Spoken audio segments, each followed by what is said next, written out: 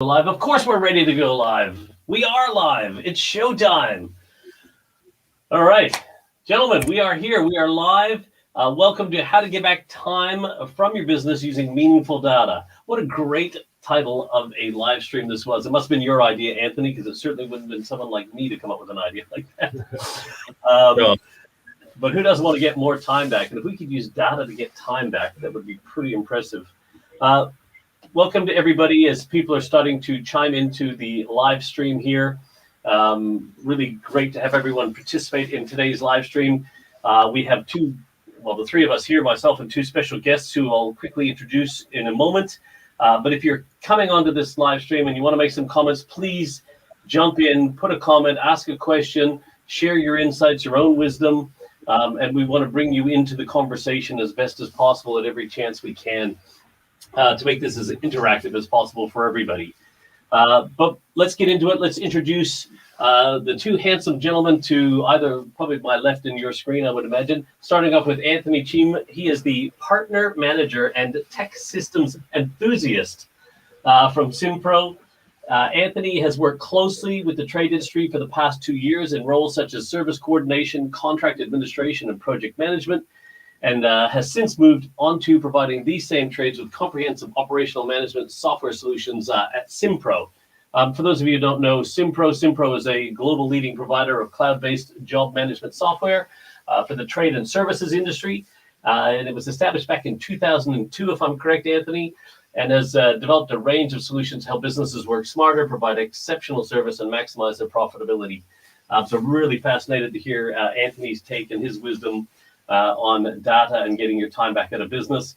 And also we have the one and only Todd West, the CEO of GlassCo WA, leading glass and aluminum business within the Western Australia building industry. I believe as regional WA's premier building partner influencing building design. Todd, if that's fair to say. That is spot on, Dave. Todd and is Dave, it's aluminium. Oh, it's aluminium, sorry. Not aluminum? Like, why do you have to add an extra I into it? We won't get into why you spell tire with a Y either over here. As a Canadian, I just don't understand. But Todd has been you're actually a qualified tradesman too, aren't you, Todd? Yes, so I got my trade when I was a teenager, actually. I started very young. Not very long ago. He's also a business owner, operator for the past 25 years. Todd, born in Geraldton, and his family dates back 3 generations in the region. Todd is a very proud father of 3, very lucky to be married to Angie, and definitely an avid sports person, both on water and land, but not very good on the golf course. In the last decade, Todd has played a major role, though, and why you should listen to what Todd has to share with you today. Not only as his experience in business and how he's used data in his own business, but Todd's contribution to community is second to none. He's certainly sat on the Midwest Chamber of Commerce and Industry in various roles. He was I believe you were the president, were you? The chairperson of the Midwest Development Commission for a while there, Todd? Chairman, yeah.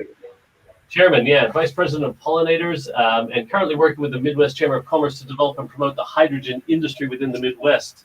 So we have 2 very accomplished presenters here today, and then there's me. The man himself. Yeah, the man himself. And so for those of you who do not know me, my name is Dave Clare. I'm the CEO and founder of Circle Leadership Global, an organization that is designed to help leaders and businesses evolve and stay relevant. And data and systems are things that are very, very important in the work that we do with our clients. And it's a pleasure to be here with both of you guys here. And thank you for being willing to pull this together in a collaboration to just talk about this as a subject matter that I think is really important to all of us in all different ways. And then we can also add 3 different perspectives to the subject at hand itself. So what we're going to cover in this live stream with you guys is we're going to look at streamlining workflow. Todd, can you just mute for a second? Sorry, just getting a little bit of feedback there. Thank you. Streamlining workflow. We're going to look at that from a business owner's perspective, a systems perspective, and then what that means from a leadership and coaching point of view. Then we're going to look at the accuracy of data and decision making. from those same three perspectives. And then last but not least, the importance of transparency when doing that. So we're going to cover those three things from those three different perspectives. So it should be pretty exciting. Like I said before, if you want to jump in and you got a question for any one of us in particular, or just a generic question you'd like to ask of all of us, or your own experience that you'd like to throw in there, we'll put it up here in the comments live and share that as well. So let's get into it. Gentlemen, are we ready? Very much so. Okay, so let's talk about streamlining workflow. Todd, as a business owner for the past 25 years, all your vast experience in businesses, you've been through some highs and some lows. You've looked, through booms and busts, and still here going gangbusters today. So, talk to us, mate. What is the importance of streamlining workflow from a business owner's perspective? What do you think about when you look at that? And please feel free to introduce your own organization a bit more and what you're doing. But then, how does this relate to it? Yeah, look, thanks, Dave. Certainly from a workflow perspective, it's kind of the holy grail from a small business perspective of being able to achieve it. It's certainly not an easy journey. I date back to the days where everything was on paper, and you literally in a small business, the only workflow was what you went out onto the shop floor and talked to the guys about. There was no other flows because there was nothing. Everything was so manual. But certainly, as we leaped into the technology age, systems and platforms become an absolute integral part of for any business to scale or for any business to perform. From my own business perspective, we've had many iterations and many workflows. It's an evolving thing for us. It always changes because we have new products coming in, so there's new systems and new flows that need to happen. We're always on that continuous improvement journey as well. So forever adopting it, hand on heart, I think we could do it better. It's just, we try to implement the flows in the right manners, but sometimes it doesn't come off. So we stop and reassess and start again. But look, without them, we wouldn't be where we were or where we are. And a software platform like Simpro has enabled us to really fine tune some of those systems and processes to make sure that the guys on the floor are doing what we need them to do at the right time at the right pace, so to speak. Yeah, and I love what you said there. Because you can streamline the workflows, which is great. Look how they're streamlined, but that's just streamlined for now. Because as things continue to evolve, the market shifts, new product lines, new things, you always have to be reassessing your workflows. Yeah, and that's a really good point. Reassessing, but also understanding that a workflow is only as good as the person you hand it to. And people change, and people might come to work grumpy one day, and the whole system will fall over. You can have the best workflow on paper in the world, but having a culture behind it and having your employees engaged and having ownership of that flow is critical. Yeah, and I think that's really important, and I'll touch on that when I think about that from a leadership or culture and strategy point of view. One of the things I find fascinating is one of the principles that, once again, I always share, which is not mine, but I wish it was, is that we add value by removing things that don't. Right, so when you think about as a business owner, Todd, when you talk about streamlining workflows, can you talk to it in that sense? When you want to streamline a workflow, what's your methodology? What's your approach to how do you pick which workflow, and then how do you look at it to find ways to streamline it, or what does streamline look like or mean? Look, you can be. In our world, you can be too complex and you can go into too much detail and bury yourself and be basically get to a point where you're under the table because you can't figure out what's going on because you're trying to look too closely at it. So our philosophy is to keep it simple, and also be very hands-on and be prepared to move around and change things on the fly, have a go. If it doesn't work, we'll come back up and have a chat. But ultimately for me, the proof is in the pudding for me when my guys are doing the right thing at the right time, which for us is everything, because if we didn't have the right systems in place to make sure that the right work got onto the floor at the right time and the right person was doing it, then the business would be in a world of pain. And there's been many times that it has been in a world of pain because of exactly that. Because you just at least you know why it's in a world of pain, right? those uncontrollables. It's the other thing. There's lots of learning moments, Dave, in the day-to-day operations with our systems. Again, I stress, I don't think we do it well enough. We could be a lot more transparent with our systems, a lot more, what's the word I'm looking for? They should be written down, filed, but they're not. Ours are kind of in the air and flowing all the time. Yeah, so here you are, you've been around for 25 years, you know how to do your stuff, everything like that, yet you're still looking for ways to streamline your system. You've been doing great work in that space, and yet there's still room for improvement. There's still ways, to document and having a place to house that streamlined workflow where people know where it is. And we'll talk about transparency a little bit later. What I love, though, Todd, is you're talking about, I'm going to hand over to Anthony in a minute here, is the right thing at the right time. And, you and I, when we've talked about productivity versus being busy, how many organizations are, we need to become more efficient. We need, if we think we're streamlining workflows for better efficiency, well, efficiency is about doing things right, which is great. So we're making sure, get it right the first time, and we've done it right. And yay, without any consideration if we're working on the right things at the right time. Yeah, and that's an interesting point. And just to add to that, I've been exposed over the last decade to government and bureaucracy and regional development, and oh my God, they have amazing workflows, but there are handbrakes everywhere because they're so detailed and so in depth that it just gets buried, and this wheel comes to this grind, it comes to a stop. So that's what I'm saying, where they go to the upper end of trying to get systems and flows and all of that working inside their organisations and their departments, but it becomes overbearing and too complex. And I hate that word.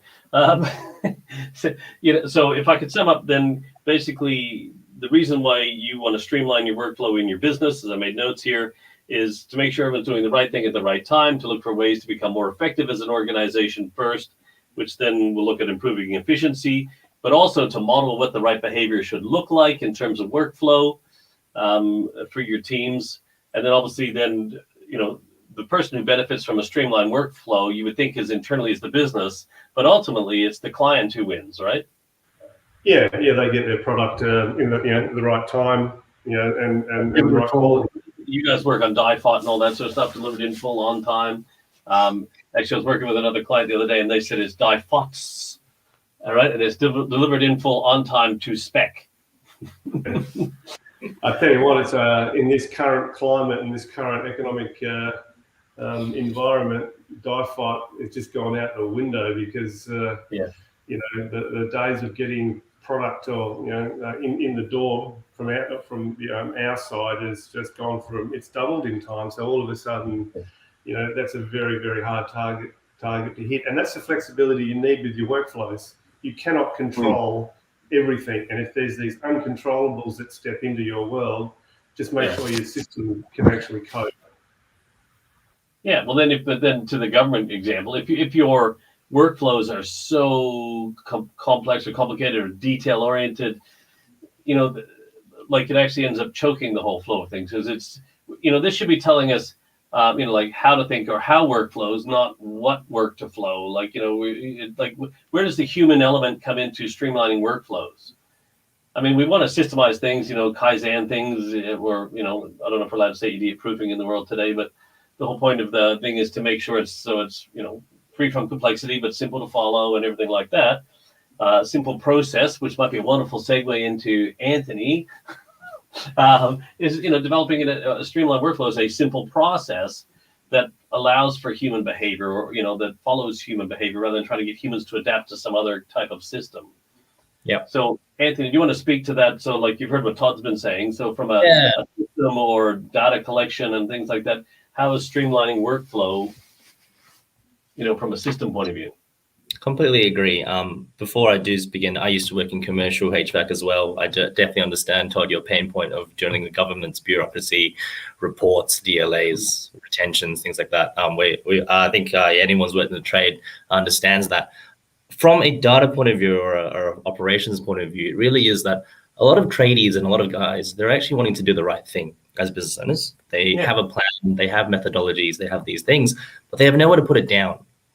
They've always obviously been working with what they have as apprentices, scaling up, moving up, and now opening their own businesses. But where do they actually start to develop those workflows on paper or on systems? 10, 15 years ago, definitely it would have just been the best thing to do would be put it on the back of a cigarette carton and kind of, that would be your workflow. Nowadays, you have things like operational management systems that allow you to kind of streamline workflows, to actually plan it out. And we all know from business owners, there's no one that actually cares about more of their trade and the way they do things than themselves. So being able for them to actually have nice streamlined workflows that are actually completely compartmentalized, being able to actually input that into their business for their managers and for their trades as well. That's how we streamline with Cimbro, for example. Yeah, and Todd, have you noticed that? Does that resonate with you as a business owner in terms of you've been using Cimbro as a system as an example? So, look, it's one of its strengths. Absolutely, its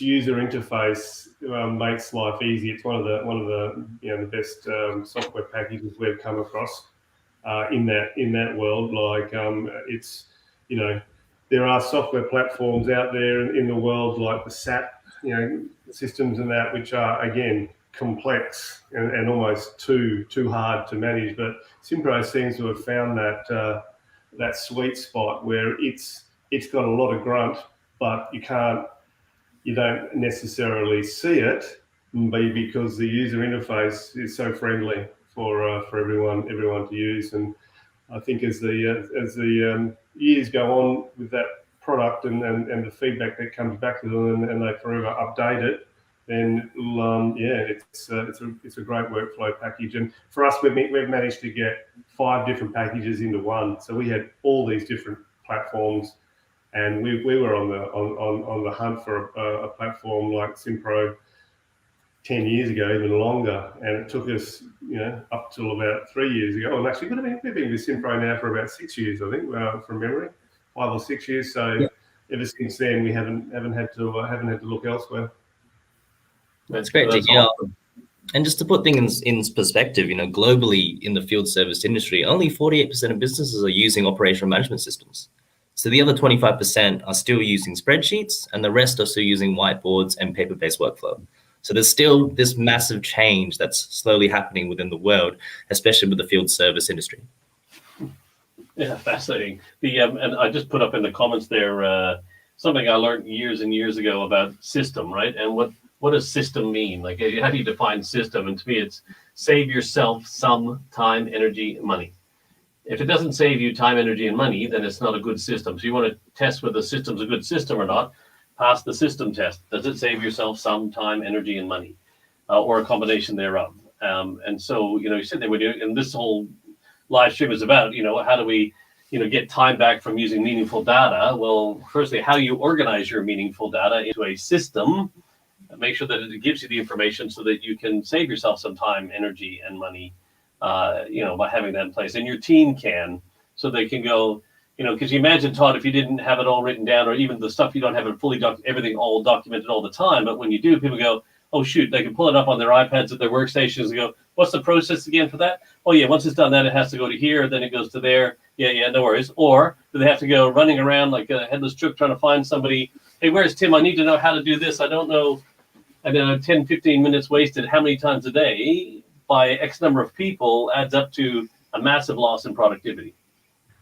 Yeah, and it is. And therein lies the challenge, but for small business and I suppose for companies like Cimbro to understand, and you talk about 48% of businesses not having that software. I can tell you why, is because a lot of them are 1 and 2 and 3 man shows. And they everything's they control everything from from within themselves, so they don't necessarily need that element or that layer. You know what I mean? That we all need to try and make our life easier. But from a small business perspective, it's very hard to find people from within the organisation to develop those systems. You know what I mean? Without having to spend a fortune on it. So hopefully one day those systems will be integrated into, or those workflows will hopefully be integrated into software packages like Simpro, that businesses like mine can go, well, here's a template of a flow, and I know how this all goes together because I've got a software system that's giving me the numbers where I need those numbers. Yeah, and then from a like as a leadership coach, business coach, wherever you want to classify me in that space, when I work with organizations and I look at things, I was just with some new clients yesterday, and we're talking about they have a 24 week lead time on a very large project that they, like a regular product that they build, right? And they said they really want to reduce it by 4 weeks. So I got this. I want a reduction of 4 weeks. So they're looking for ways to trim 4 weeks out of the process. And I said, why don't you look at it? Why don't you create a streamline a workflow for 20 weeks and what 20 weeks would look like, and then just try to find ways to take 4 weeks out of what it is that we're doing. So flip it on its head first. Let's map out what does 20 weeks look like in terms of mapping out this workflow. This is the ideal for 20 weeks. Then as we do things, we go, oh, at this stage of the work, it's like it should be here, and it's like, oh crap, it's just gone past that. Why did that happen? What's got in the way? What information did we needed to have, and then what's caused that? And then we can see. But if we have to start with the ideal picture first, so I would challenge leaders and owners to say, like, create the ideal picture first, and go, here's reality. Now I know what the ideal picture looks like. Then our mind's function is to keep us sane. It will help us do whatever it needs to do to make the pictures match. You just have to choose which one's most important. But if we don't have what the picture should look like, then we just keep doing everything that we do the way we do it. Hopefully we can find ways to trim things or save things, but not really by full-on design. You're just tinkering. You're tinkering with the workflow. You're not streamlining a workflow. Yeah, completely agree. And that's why we always say to definitely map out your plans. Obviously, visuals is a very strong representation of actually what you desire to be your outcomes. And I think that's exactly right. Completely agree with that, Dave. Yeah. So I think it's really, and then Todd, you mentioned about culture. Like, you can have even if you get all this stuff, the greatest workflow, if you don't have the right culture in place, the right habits, attitudes, and beliefs of the people led by design, it doesn't matter how good your systems are. Right? Yeah, without it, you basically just, it changes day by day with if you don't have the right culture. Yeah, and one of those key ingredients in that culture would be a culture of accountability. Like, how do we breed accountability into our organization? And Todd, you and I've had long discussions about this, not in just your own organization, but organizations in general around accountability. And any leaders listening to this now or watching it later, if you want more accountability, I wish my people would be more accountable. Well, the best way to do that is to be more accountable to your people, and then you'll get more accountability back, right? And then be consistent processes in place, but also, and Todd, you have vast experience because you guys are pretty good at this. But to your point, you can always get better. But you get the behavior that you reward. So if we allow people not to follow the workflow, the streamlined workflow, and step outside of that, and we tolerate that, well, you're saying that's what's okay.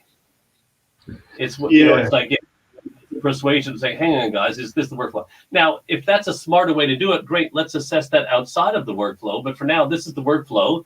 Let's brainstorm. You guys got an amazing creative space. People can be creative, Todd, and do all that. Let's do the creative stuff outside the workflow, then bring it back. And then if we need to tweak the workflow, that's great.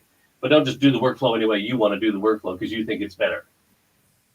Yeah, and and then if you do find people doing that, then how you get them to where you want them to be is the next challenge. Coach the gap, and if you do it the right way, well, people will evolve with you. Yeah, absolutely. That's what I meant early on about how dynamic it is, because it will chop and change from day to day. You've got to have your flows really robust and to the point that different people with different personalities can still do the same thing. Yeah, and so if people do change in your team, that you don't have to change the workflow every time people change it. The streamlining of the workflow should be the flow of work, not based on the people who do the flow of work. Right? That's exactly right. And I think just from a systems point of view, a lot of the time you do see that one of the biggest difficulties of adopting, software or changes in their business is that they can do it so well. They have their custom way of doing it. But what happens when, they're sick or they're not there? Who can do the work? So having, like you said, just that streamlined workflow that is visible for everyone to see, operation can still, exist when key people are out of the company or are doing other things. I think that's a really good thing. Yeah, that's what I said to people. It should be almost so simple that even a simpleton from Canada like myself can walk in and pick up the process. I may not do it at the speed that somebody else could do it, but I should be able to understand the workflow. Okay, this has to happen with this. I should be able to at least either help manage the workflow, make sure it gets done, because I should be able to follow the flow, or possibly even do it. But like I said, will I do it at the same level as somebody who's highly trained? Perhaps no, but I shouldn't go, oh crap, I have no idea what to do. We're just not doing it today. It's over. Let's pack it up and go home. That anyone should be able to step in. And it also, having streamlined workflows, Todd, you bring in a lot of apprentices. You do such an amazing job of bringing in tomorrow's leading workforce in your organization. Like, how important is streamline workflows for developing your future glaziers? Well, it's the ultimate acid test, isn't it? If you haven't got them, if you have new people stepping into the organisation, and again, that's not easy, and that's we have a lot of training modules and training methods, but we're very reliant from a workflow perspective on our people, our good people to teach these guys how to do what we need them to do. We do so many different things. We still try to find the line as to where do you stop and start with your flows. I think for me, our workflows are more overarching, not into how you make something, but how something works its way around the production line and ends up out into into our customer base.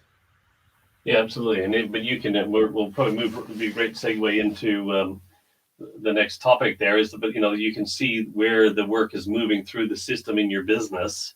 So at any stage, let's make it selfishly about the business, where you're going, well, I need to make some smart decisions.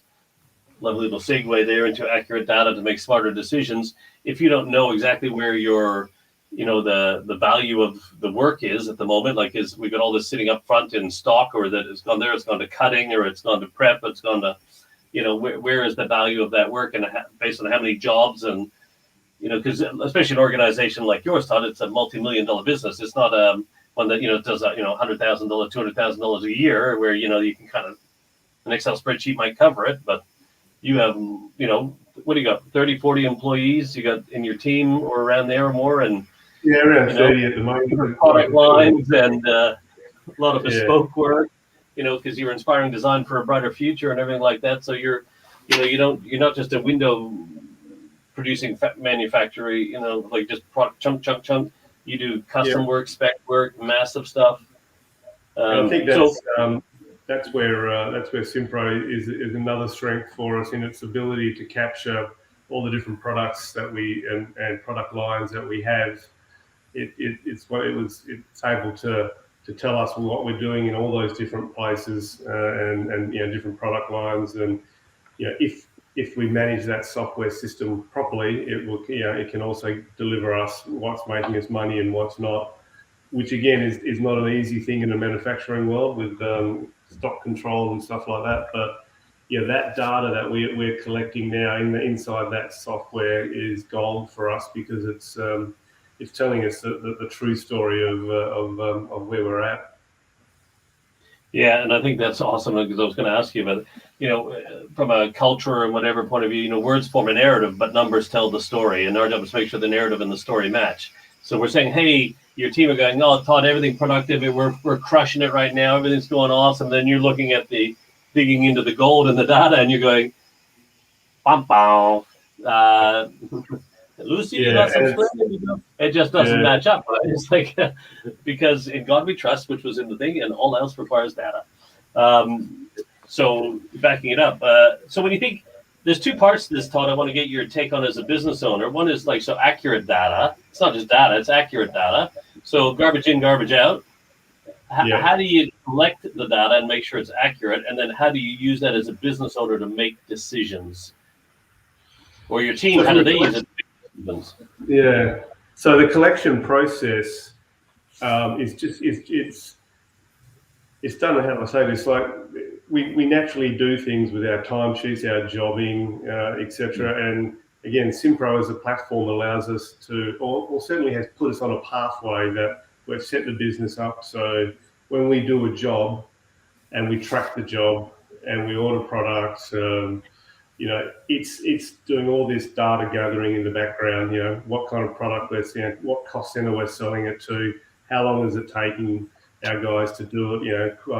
This is what we allowed for in our initial pre-builds, but this is actually what is happening. So there's many levels that this software allows us to drill into to make conscious decisions on, are we allowing enough labour for manufacturing? Why is this job taking longer than it should be? That's the kind of data that we can make on the fly decisions on, and then fundamentally month by month, it's very accurate and it's very dynamic. So literally, we know tomorrow what's happened today and can make decisions tomorrow about what happened today. And if we need, and in this current environment where we've got aluminium and glass, going up, in the 10 to 20% range, we have to have a system that we can actually draw on to allow us to, put that data in, and it'll update everything, and then we can start to measure how things are going from there. So, we try to be as accurate as we can by using the system that we've got. And each limitation. So you improve your accuracy by actually using the system as it's designed. Yeah. And the system is far. We can do far more, but that's what's good about Simpro. You can be a 1 or 2 man show, or you can be a 100 man show, and you can still get that information that you need, or you can draw on as much of the software as you need. And you're definitely not in there alone, Todd, in terms of utilizing the system, wanting to do more and things like that. We get that a lot on our end as well, and I think a lot of it comes down to, like you said, having that person who's willing in the business to actually be the driver for using the system, utilizing those systems. I could definitely say from a personal point of view, I was that person in my previous company. Obviously now I've moved on, but it is definitely hard to kind of have that person who wants to drive that change with systems and reporting. And it's a massive part. Reporting is key to having accurate data to make decisions. Not reporting just over financials, but also your job activity statements, any supplier information that you need, customer satisfaction surveys as well. These kind of reports are all really done, and obviously with the data that's accumulated, to actually use that data to make reports and make decisions on your business for the future. So it's great that you're already doing that alone in a lot of respects. Yeah, and I think what you're both talking about there certainly is using the system as it's designed, and using more of the system, because like having your system in place, Simpro in this case, it can do a lot of things that you might not realize it can already do for you. Especially if you have a robust system. We all know what Excel spreadsheets can do for us fundamentally, right? And it will give us a fundamental amount of data, and it has formulas and calculates. So if you're running with it, that's great. But I think when you talk about having accurate data and decision making, it's the ability then to interpret the data, correlate the data. When this, does that do that? And the ability to see that, and dashboarding, and much more visual depiction of it, rather than just a graph or numbers in a spreadsheet, or cells in a spreadsheet that we can look at.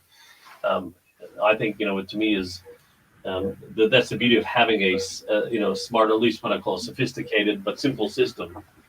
Yeah, because there's a lot of data that you may not draw on right now, but it's just getting gathered in the background that you can pull out if when you really wanted to dive deep, because different businesses will dive at different depths as to what they need. You mentioned the dashboard, Dave. I think that's certainly that's an area that that I think we can all improve on there, because I think, you know, dynamic dashboards in organisations are gold, and they are very hard to get. So there's a lot of data sitting in that system, and Simpro do offer a simple dashboard on the platform, but I think, you know, as a business, I'd like to see a dashboard, you know, be part of the program that literally sits down on the shop floor. The guys can see dynamically what's happened and how many quotes we've won, blah, blah, blah. You know, there's lots of different things that we can put onto there,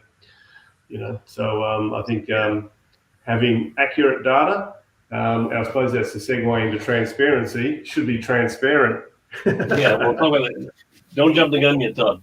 Yeah, but yes, I think, yeah, like that whole visual, which will be a great segue into it, it'll be really awesome. Like, can you imagine in your place there, Todd, at the back, a big screen where it's just almost like, you know, the Bloomberg ticker, and it's, you know, all the stocks are rising and falling and whatever's happening with the market, and like, you know, with all the, you know, hey, when Todd's just come back in from, people like don't know where the hell Todd's been, and all of a sudden he's back in the office, and all of a sudden this massive quote goes up for this big project that we've won, and like, oh, yay, Todd back, and look what's happened. Psh, how exciting, yeah. You know.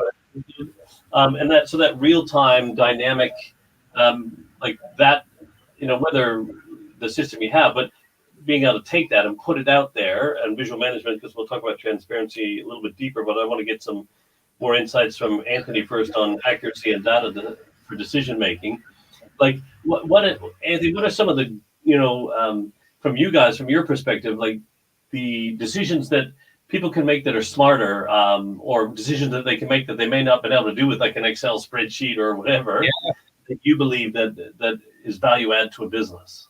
For sure. I'd give you a real-time example. It's probably the best is, you know, refrigeration businesses that have a lot of contract work. They're doing this work for a multitude of assets, and obviously that assets turns into time spent on site for their boys. If you have these contracts that are a year, for example, or 2 years, you need to know exactly how many hours you have per month and how many technicians you have in order to do the work. Obviously, with this Excel spreadsheet, you probably could achieve some of that data, but then when the boys are actually on site doing the work, putting in the labor, putting in the materials, where does that information go?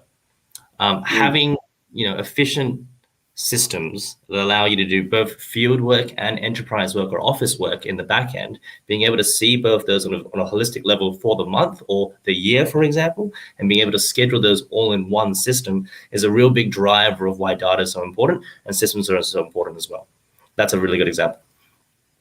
Yeah, and Todd, would you be do you see that in your business, or is that something that you could speak to from a business perspective? Yeah, look, certainly capturing that, you know, the time and that data is, that's what you were alluding to there, Anthony, was that these guys have basically long contracts. They need to capture it, make sure that works. Yeah. So, you know, our jobs can last, you know, 12 months, some of our big stuff. And yeah, like what I love about it is they clock on, they clock off. You know exactly what's going on. You come to do an invoice, and you know, at the end of the month for the project, you can actually see exactly time's been spent, so you can start to allocate, you know, the right amount of funds. You know, just from a progress payment perspective, you know what you've spent and outlaid, so you make sure you cover yourself. So it's very clever. What about from a retrospective point of view? Like, so it's great, you can real-time data, you can make smart decisions on the fly, everything like that. But when the job's all said and done, and, you know, Todd, you and I have talked about this before as well, it's about, you know, debriefing the job and going back and comparing, you know, what we thought we'd do to what we did actual versus budget, and, you know, that sort of stuff, and where we could improve, or why we did so well in the job, with some jobs why we didn't do so well. You know, accuracy of data and the ability to make decisions post the work, like after the fact, like yeah. So that's all. It's all accurate. It's all I can say. If you use the system properly, it's all accurate. You know, the greatest asset Simpro has is its schedule. That dynamic schedule that Simpro has is, you know, like for us, that one part of the software has taken away 4 whiteboards that we used to try and control where everyone was at for how long. And, you know, we've gone from basically having all these whiteboards trying to track everyone to one simple schedule that not only allows us to schedule forward, but allows us to look back and then start to put our numbers around. Well, we thought it was going to take 4 hours to do that job, and it only took 3. Well, that's good. We're either efficient, and so you can actually have a conversation around all of that data. The schedule is such a key part for our world. So that schedule sits down in our factory in a dynamic space. So the guys, it's updating itself. Well, we have to update it, but it basically shows the guys what they're doing every day. They can come in, click on the job that they've got at hand, and get a good feel for what they've got on for that day and the next day and the next week and the next month at the moment, because we're 6 weeks out our schedule. It's great to hear. It's good to be busy. Just touching on that point, Dave, you were saying about using historical data and how we use it. A good example is actually one of the big commercial plumbing companies down in South Australia. One of their biggest clients, they were doing a lot of work for them, and they were a very busy team. After looking at historical data, actually looking at their actual, average GP or gross profit for the works that they were doing for their largest customer, they realized that it was their lowest GP, margins that they were doing. So what they did was, obviously they were very busy. Work was, just very prevalent. So they actually decided, what if, based on this last year of invoicing and all these things, if we were to actually remove this biggest client, would we actually do better overall?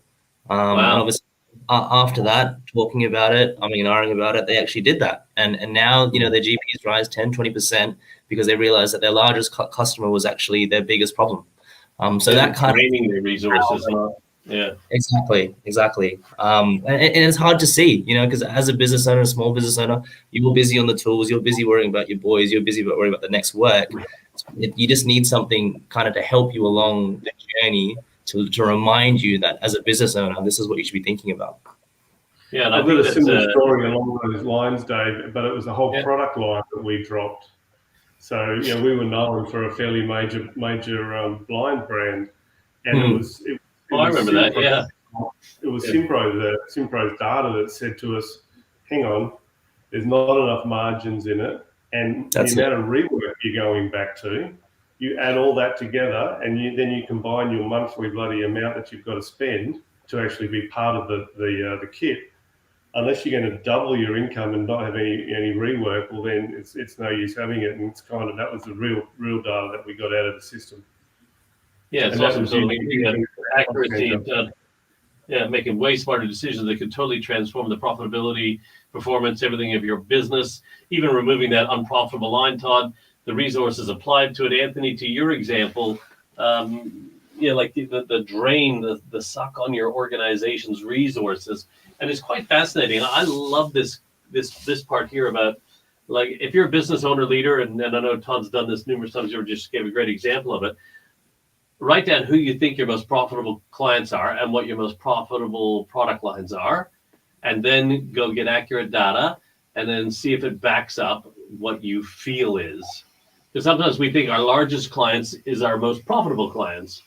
And then we pay so much attention to them, yet the ones who are most profitable from aren't getting the attention they deserve because they didn't make the noise or whatever, and then they just quietly disappear. And we say, well, we've got all these big clients still, we're doing okay, yet our margins have shrunk, and the headaches and the work, it's a fascinating thing. So when you really can have a system that not only helps you get that data, but can help you reflect back on that and look at it horizontally, vertically, by client type, it's really powerful. And the last thing I want to touch on this, and we'll move to transparency, is getting back to that whole thing. Like if we're putting accurate data into the system, Anthony, you get in there, right, and through your system, Todd, you're getting that accurate data, you're doing your work, and all of a sudden at the end we do the debrief and we go, okay, now based on that information, we can take that learning and put it back in. So when we're putting in the new work we can look at streamlining the workflow even further based on what we've learned from that last job or those jobs or all those job types that are the same, put that back in and put even more accurate data in. And we can really, it's this continuous cycle of fine tuning and improving the accurate data and decision making can help you improve your workflows. No, that's so true. Like you say, that whole evolution process and that whole circle is, as you say, you do a full circle, then you start again. But by the time you get back up to the top, you've got a far better system, and then you just keep on going, and you keep on going, and you keep on going. Yeah, because you started this off with saying, Todd, I wrote it down here still in my thing because you used my magic word, evolution. You said, we're constantly evolving, or streamlining, streamlining workflows is constantly evolving. And the reason why is because you're getting accurate data, and then you're making smarter decisions from that, which then causes you to go back and reassess, all right, and then do it again, and then reassess again. But if you can you imagine doing that with spreadsheets? Well, yeah, no, and like there's an interesting journey that we're on at the moment, just in relation to using tablets in the field and down in the factory, and trying to go paperless, so we can maybe start to think about the whole net zero conversation if we can, get away with using from using paper.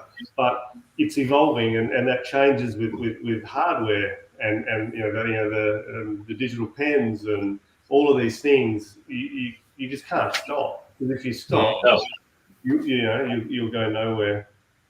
I've gone everything, same thing, all tablet based now. I'm all on my thing with my pen, everything now. I don't take a notepad with me anymore. I'll use my OneNote, client meetings, everything like that, you name it now. Totally digital. Finally got rid of my paper-based planner, everything like that. For that reason, though, it's just, for me, to streamline the workflow, the way I do things, I'm using OneNote for everything. All my, client meetings, all our coaching sessions, everything's historically there. I can go in there. It's all tied to. So even as a leadership business coach, like our organization, Circle Leadership, we've been streamlining our workflows based on data that we've gotten, feedback we've gotten to improve the cycle all the way around. Last thing, because we're getting down in time. Time flies when you're having fun. Transparency. Transparency. So how important, Todd, you started to allude to this, and I think this whole visual management's a piece of that. But like what is really like transparency and speak to that in terms of business context, because like, are you happy for everybody to see everything, or like, from a system and data and information, like, I'm sure there's a whole bunch of really cool stuff that goes into Simpro, but do you want everyone to see everything? Look, there's a point, like different people need to see different parts of the system, but from a transparency perspective, so there's two sides to the word transparency in my mind. I talked about us dropping that product line, which is something I never wanted to do as an owner, but the data made me transparent, because I couldn't say no. I couldn't use my heart and my gut. My heart said I wanted to keep the product because it's soft and cuddly, and I love blinds, and I love how it affects people. When you fit something nice in someone's house, they love it. It's a really nice feeling, and I get that the same with Windows. But that product I actually had an attachment to, and it was the software that made the numbers that transparent that as a team I couldn't say, actually, if I was going to pull the CEO thing, I would have basically been having to write a check out to put some more money into the business to keep it going. So that's one side of accurate data. It makes every person in the organisation transparent. Everyone can see. So that's leading into that, So, but the other side, go on. Yeah, no, just saying. So that's cool, like from an internal point of view. But like transparency, using all the data you can pull out of there where people can see, how does that help you, improve things by having transparency over those things? Like, and your team, like Jacko on the floor, or Tim out on his side. Like, how does that information help the transparency of all the data that's coming through help them, for example? They can manage. They can manage it based on data. They're not managing it based on feel. So there's a big difference to managing something on just a headline number. Like, there's no use just having a headline number. You need to be able to have a system that's giving you all the numbers, and then who sees all the different kinds of numbers. People, want to see different things. We tend to do a little bit more in graphs, just to show, I suppose, whether or not things are, which way things are trending, instead of actual numbers. But yeah, Simpro allows you to do that. Basically put out whatever data that you really want to put down on the floor. And the biggest thing is it's dynamic. It's basically, if you have your system set up properly, your monthly stuff is done by the first week of the following month, kind of stuff, so you can get a really good feel for how things are going. Yeah, awesome. So, and that visual management of being able to have that screen out the back and real-time data, and so that sense of transparency where everybody can see, nobody can hide also, which is the cool part, right? Nobody can hide. Yeah. And don't get me wrong, this is not all about profit. You know what I mean? Like, no. To me, this, I had an example today where we were a bit short on a piece of material, and we were able to dive quickly into the data and have a look at the history of that same product, and we were able to find an order number that had come in today that we were able to grab and replace in a week's time. It was just like, and the only other way we would have been able to do that was hope that someone knew that it was there. But the data just literally opened up the business to what's going on, because it had been receipted in. We knew exactly where it was. We knew that it was scheduled for the 18th of October, so we had 3 or 4 weeks to get another piece back in to replace it. That job went out the door this afternoon, instead of sitting and waiting for a piece of material to come in a fortnight. So that is really transparent. Yeah, that's awesome. And Anthony, from a system point of view, then, talk to us about what does transparency look like? How do you see recommendations on how to use that, or make what should be transparent and what shouldn't be? Yeah, that's a really good point, Dave. I think what's nice about systems and obviously data is that you can be as transparent as you'd like to be for your business, and obviously internally and externally, being able to set permission groups up within the system to say that the schedulers can see the sales data, so salespeople can't see XYZ as well. Being able to set that up so someone can see everything and know what's going on, but everyone needs to know what they need to know within the business. But to kind of think of more of an external level for your customers as well. How often are you just as a normal person, when you get hit with a bill for a service call and you go, wow, that's a lot of money. Where'd that invoice come from, and that kind of money. So being able to actually give them a report and your client to say, look, this is actually the time that was spent to do that work. This was the material that we used for that work as well. Having that transparency within your numbers to actually send, obviously accurate data builds credibility, credibility builds trust. So it's a really nice way to be transparent with the use of accurate data and meaningful data. Yeah, awesome. And I think that's really great from a client perspective. That's really good. Yeah, look, and Dave, from another client's perspective, the customer portal, where we're just going through this at the moment. But, and correct me if I'm wrong, Anthony, but I'm just trialing it with a new guy that started up north that wants to be that's very IT driven, and he is I've given him a portal login. He can look in and see when all of his stuff's going to be when it's scheduled and when it will be delivered. So and his invoices as well. That's exactly right. Yeah, exactly. Yeah. It's just one less step that you have to do as an organization. That communication channel is now open with your client. You can choose that the way you want it. And obviously, a lot of the clients, they are trying to work with you to, obviously, especially in this environment where materials, labor shortage, all of these things, they just want to know where their things are. It's not so much about the time, it's more about the knowing when and being transparent with those things and saying, look, we're at this place now and it's going to be done at this time, and we'll get it done as soon as we can for you. Yeah. And so from a leadership or coaching or culture point of view, to me, one of the things is that we work on is fast execution. How do we execute at a far greater rate than we ever have before, right? And so fast execution requires 4 simple things, and it's really cool because it's an acronym for fast. One is an innate focus on what matters. Yeah, innate focus on what matters most. So focus. So in terms of streamlining your workflow, so we know what we should be focusing on at what time, right?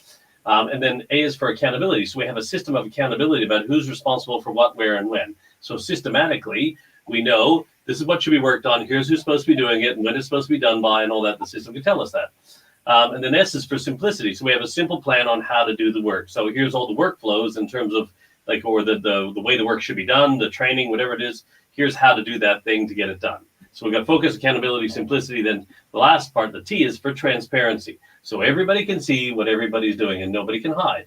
Because when you do it and you put it up where everybody can see, it's all of a sudden when you're like, and it's not because we want to catch people out, but for me, the transparency point, this is the cool part, which most people don't think about it, is it's there. So how do we help lift each other up? Because we could see then, Todd, with transparency in your business, that, hey, it's falling down at the assembly parts when we're putting all the cutting and everything's being done, but we're falling behind in assembling the windows.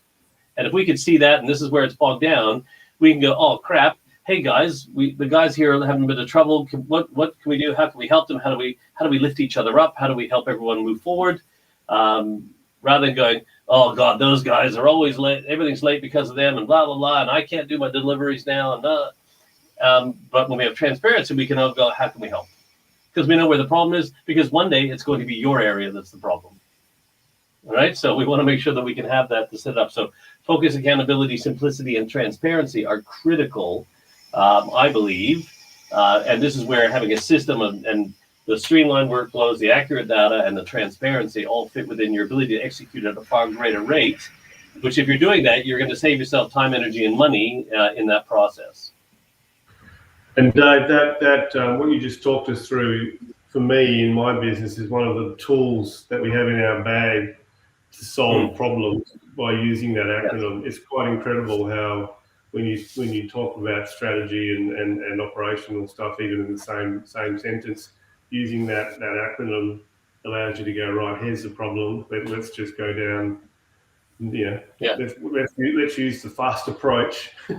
Yeah, you waste time worrying about whose fault it is or doing whatever, and we can do all that and debrief and look at it later and find ways to, like, for now, how do we lift each other up? How do we help? Because like Todd, and we've talked about this from a cultural point of view. Your job is to become the best leader you can be, right? So you need to evolve to be the best you can be. So you create space and capacity for your team to become the best that they can be, because our clients deserve us at our best. And so if we're building a culture that lifts and builds everybody up, and we're executing at a far greater rate, and everyone loves to be working with other high performers, and we have the system and the information to make smarter decisions, and we know what the workflows should look like, and we can use that to tweak and adjust, well, the clients are the ones who are always going to win. And when the clients win, your business will win. So don't worry about your business. If the clients are winning and you've got the right information, you've got to make sure your business wins at the same time. As we wrap up, gentlemen, I want one thought from each of you about the one thing about streamlining workflow, Todd, the one thing about accurate data, and the one thing about transparency, and the same thing for you, Anthony. But I'm going to get Anthony to go first this time. Sure thing. One thing about streamlining your workflows. Yes. Write it all down. If you're a tradie, you have all that data out there. Be able to put it out, visualize it for yourself, and actually have a plan together of how you want to use that data and what system you want to use as well. The second was, sorry, Dave, refresh me there. Accuracy of data and decision making. Reporting. Start kind of driving down as to what kind of reports you want to see in your business and how you're going to actually get that data. Finally, for transparency, just I was reading as well. Be as transparent as you can to your clients about the work you do, because as a business owner, you take pride in what you're doing, and all you need to do is show people actually the methodology that you've done to actually complete their work. I think that's really important. And I think, like that is a really important, especially for anyone in the trades and services. They look at what you do and you go, well, like, this is what, like, the value is, everyone has a price to value ratio. And so the value is no matter how valuable you think it is what you do, you're helping your clients be able to see the value in the work that you do for them. A carpenter never has to brag about their hammer, though, right? They just say, look, what they can do with the hammer and the outcome they have with the hammer, right? Yes, Todd, that was a clarism, right? Carpenter never has to brag about what they do with the hammer. And a hammer won't swing itself, so remember that. So, Todd, talk to us. Streamline workflow. Like, what's the one thing that you would recommend to business owners about streamlining their workflows? Keep it simple. It would be my suggestion, and I'll make the assumption that a lot of people don't have systems and workflows. I'd say start small, but start. Make a start. You know, like just start biting the elephant, and you'll be surprised how quickly things will come along. In relation to the accurate data and decisions, is use the system. So use the platform and use it to its its capabilities, and then that data, that accurate data and decision making will flow. Because if you like you said, Dave, data garbage in, garbage out, but get your good data in the system, and I think a lot of that comes back to Anthony to Simpro assisting business get that structure right from the start. You know what I mean? Like get it set up really, really well early, and which is what happened with us. We had a really good guy, and all of a sudden, before we knew it, we had all this data. And I suppose from a transparency perspective, again, it's almost the keep it simple scenario, but I look at transparency as the system can make everyone transparent. So I don't really have one for that, to be honest with you. That's fine. And my wrap up, because we're slightly over time, my wrap up would be streamlining workflow. For me, it is create what the ideal looks like. Don't map out what you're doing, map out what the ideal looks like, and then compare what you're doing to what the ideal would look like first. All right. Secondly, accurate data for decision making. Like data is critical to decision making without a doubt. These are like, what are your decision making filters in your business, and how does data support that?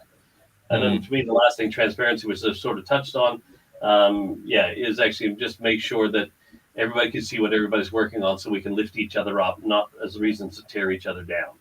And you want to build it from a culture point of view. Is don't be afraid to have the data up. If it means we can help people. If everything's all green lights, somebody's bullshitting you. I assure you.